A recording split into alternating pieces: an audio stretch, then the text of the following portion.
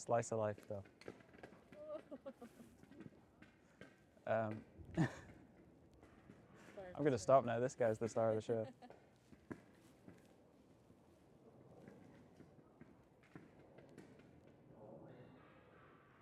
Very loud ball, eh?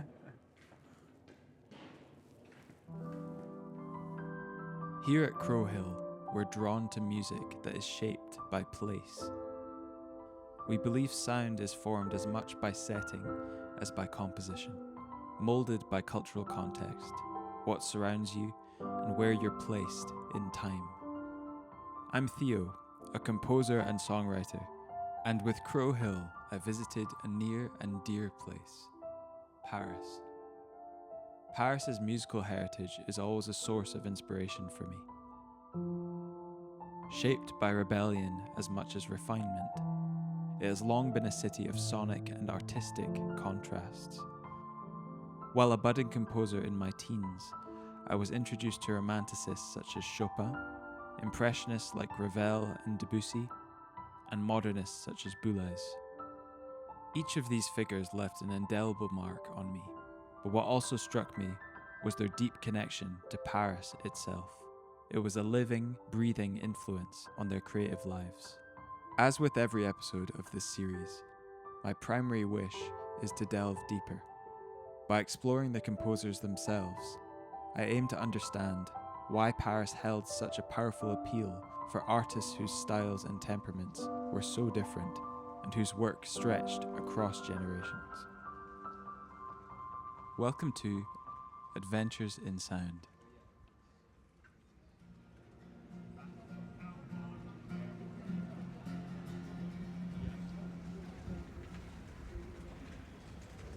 We began our journey on the hilltop neighbourhood of Montmartre to explore one of Paris's most whimsical yet broadly influential figures.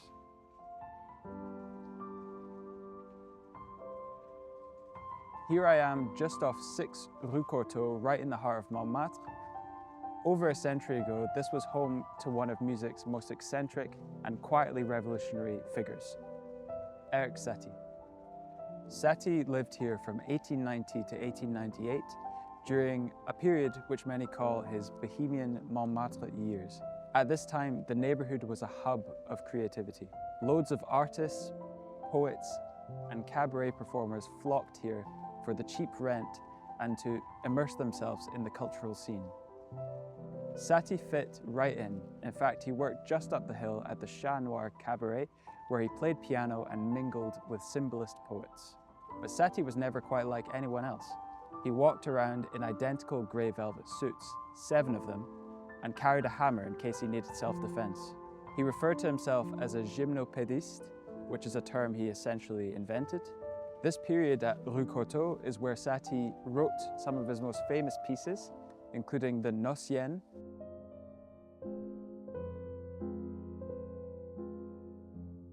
and the Gymnopédie.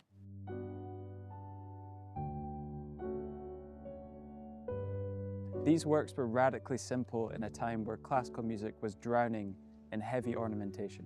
Satie stripped everything down to its essence, slow, spacious melodies suspended over simple harmonies. It's this quality, music that creates an atmosphere rather than demanding attention, that makes Satie one of the earliest pioneers of what we now call ambient music. Long before Brian Eno coined the term, Satie was imagining music that was more part of an environment than a spectacle. He coined a concept called furniture music, which is music that's meant to blend into the background and be a part of life rather than a performance. Brian Eno, credited with defining the modern ambient genre, explicitly cited Satie as a precursor. You can hear Satie's influence in the slow tempos, repeating patterns and structures of minimalist composers like Steve Reich and Philip Glass, as well as modern ambient composers like Aphex Twin and neoclassical composers such as Olafur Arnalds and Nils Frahm.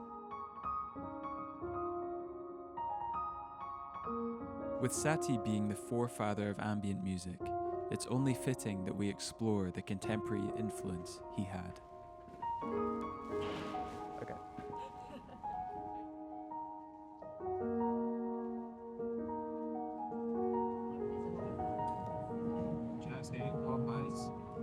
Paris. All the pastry shops in the world, and he's in a fucking.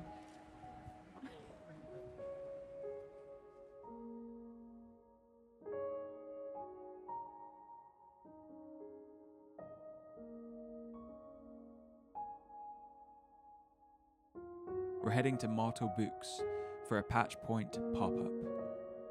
Patch Point is a part synth retailer, part hands-on playground, and part learning hub for electronic musicians. It is deeply rooted in experimentation and education, inviting visitors to actively engage with the gear they showcase. I can't help but notice the striking and unique instruments on Darren's table. A few of them being Siet Lombards, which are a family of wooden encased, experimental electronic instruments created by instrument designer Peter Blasser. Rather than following traditional keyboard layouts, they invite intuitive, tactile interaction. I asked Darren if he could walk us through what they are capable of. Grab all the knobs. So now I have you can hear it's much quicker, so it's a multi-tap delay. That's kind of the way that you can. This one is going through a filter.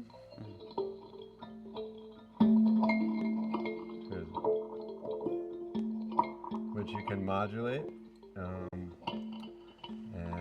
you can do a lot of things. So I think the most interesting new development in the world of Siet Lombard is he started gold leafing the wood, and what that does is that acts as like an antenna. You can see when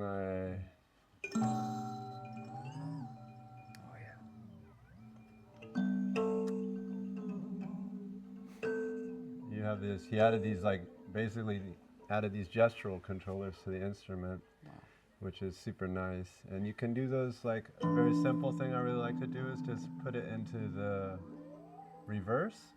So that way you play, let's do it faster so we're on multi-tap. So we're on delay. Huh?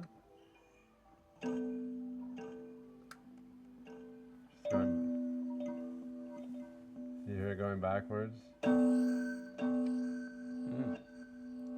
Wow. So it's like a fun way to control the parameters. It's also very smooth.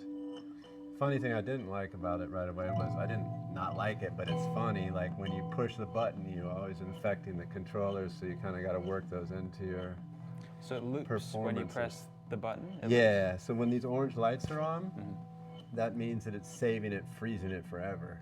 Right. And then you can crank the volume or lower the volume like a mixer. And then that's a good point to go through and show. So basically you have like VCAs on the effects and you have VCAs on the input. So if I grabbed a cable, I could take a VCA. The center section is kind of it's 5 oscillators and they can be linked together. So here, I'll just use it as a basic kind of tremolo effect. Yeah.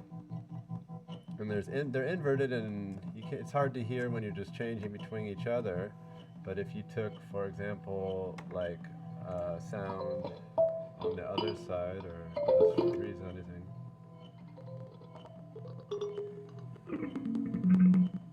And well, it's probably better with doesn't really matter. And you put it here, then you have it's doing like a rotary effect. So that's so cool, because all the instruments are stereo. So that's like kind of a nice, and then they're like, depending on where you have the feedback set, they'll. So if someone had this instrument, how would one get used to these parameters? Because I've noticed there's no labeling at all. Is it just a kind of trial and error thing, and you find stuff I think that's cool? kind of the concept. I mean, there's a lot of community where they're defining the instruments, and he literally tries to explain them the best he can. It's not like an esoteric thing. He's just really trying to explain the instruments the best he can. Yeah. And it's really just outside of the box of normal instruments, and so there are manuals, and he tells you what each thing does. So it's you know, but there's no Yeah. labeling on the I instrument. think I appreciate that because then you find stuff that you never would otherwise had it been labeled, you know? Because if you're looking for a particular thing, it's like the labeling helps a lot, but then you'll find stuff that you never would have, you know, usually. Yeah, absolutely. So it's about discovery, I guess, these instruments. Absolutely, Yeah. and the fun thing with bananas is if you, for example, if you're not thinking about it and you're like, oh, I want to send this also to here, but this is connected to here, then you're also like, Yeah, manipulate, yeah. you know, so sometimes you accidentally do stuff even if you're trying to do stuff, and, Yeah. it can become really nice because when the things are interacting with each other, Mhm. they kind of make music with each other, you Mhm. know, like if some envelope from some sound is affecting another sound, it just kind of gives it a nice thing. Keen to find out more, I want to sit down with Darren to understand Patch Point as an entity and his connection to Paris itself. Why Paris is my question, I guess. Why would you pick here? I fly over a lot, and I always see it from the airplane. I've never been here, and I was here for that show in June. I'd never been here before, and it just seems they have a particular like way of looking at and finishing things. Like I never thought it was a city for architecture or buildings, but the buildings are built really well here. Mhm. And people have taste Yeah. in a way, I think. Mhm. So it seems, and the bookstore, Yeah. it seemed like something I wanted, you know, Yeah. someplace I wanted to experience for a bit.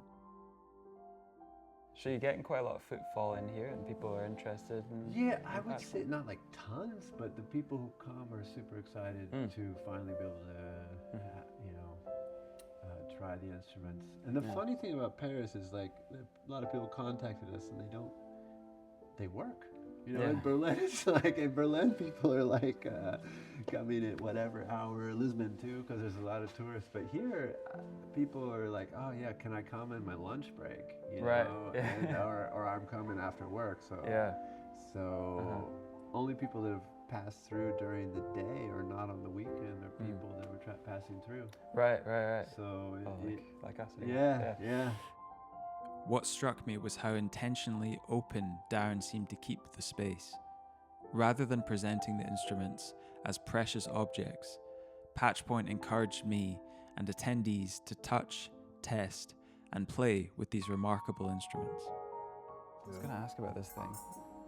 So it's Very cute. I love the bend. Yeah, that boring. Yeah. Thanks to Patch Point and Motto Books for their hospitality.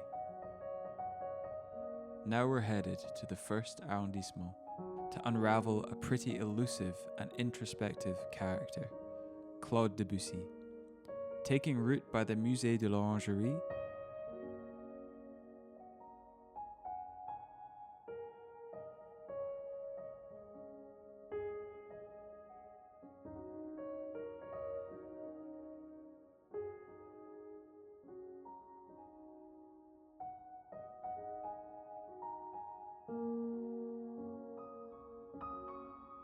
it was a fitting setting to explore parallels between Debussy and Monet, who shared an artistic approach that leans on atmosphere, pacing, and gradual shifts in tone.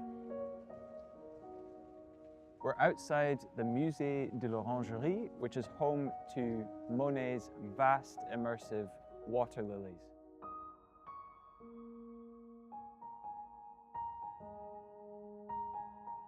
This is a fitting backdrop to talk about how Impressionism didn't just change visual art, but also changed the possibilities of music as well. Claude Debussy became a cornerstone of the Impressionist movement, although he famously shunned the term.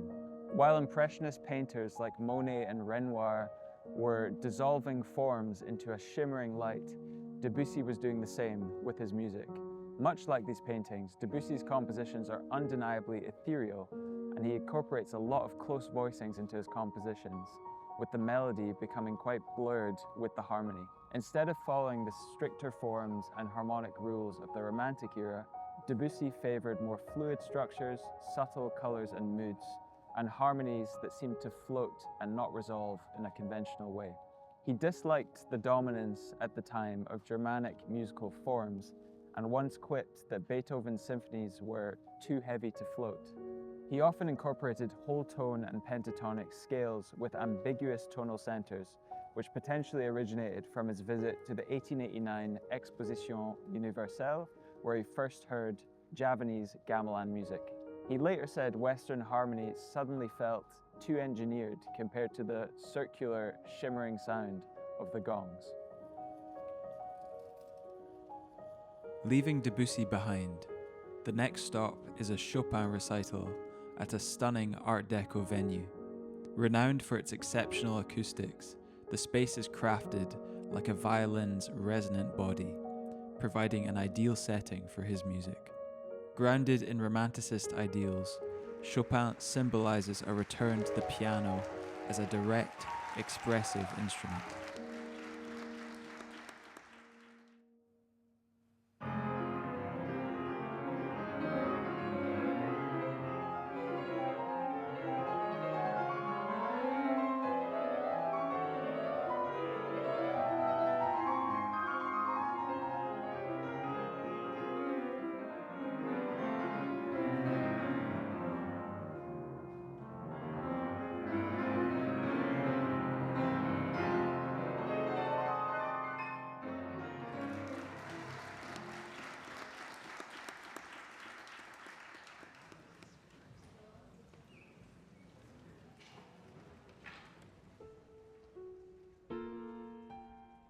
Leaving behind the intimacy of the Chopin recital, we're setting off to the Philharmonie de Paris, a space where modern design meets acoustic perfection. Guided by the pioneering vision of Pierre Boulez, the hall reflects his meticulous nature, conceived to capture every nuance of sound, allowing music to unfold with a remarkable clarity and depth. We're here at the Philharmonie de Paris, built in 2015 in the Parc de la Villette.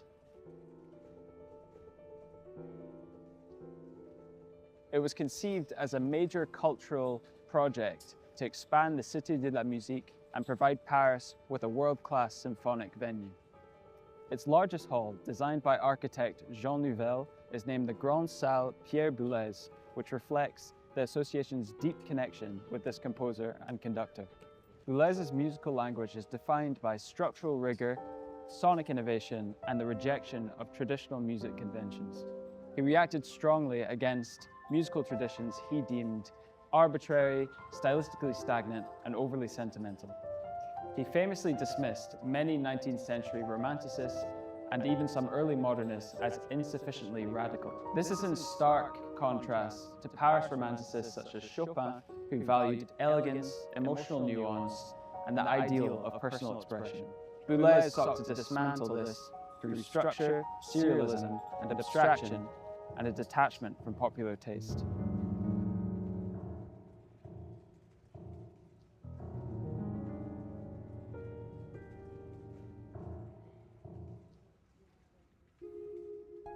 From Satie's quietude to Debussy's ethereal forms, Chopin's intimate romanticism to Boulez's architectural precision, Paris reveals itself as a city that thrives on contrast.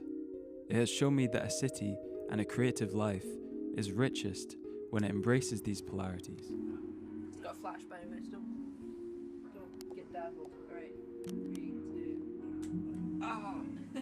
And that music does not thrive in perfect isolation, but through the embracing or subverting of attitudes that came before you. I've been to Paris many times, but never with this kind of focus. Experiencing the city through its eclectic musical figures and musical spaces gave familiar places a new depth, and it ended up meaning more to me than I expected.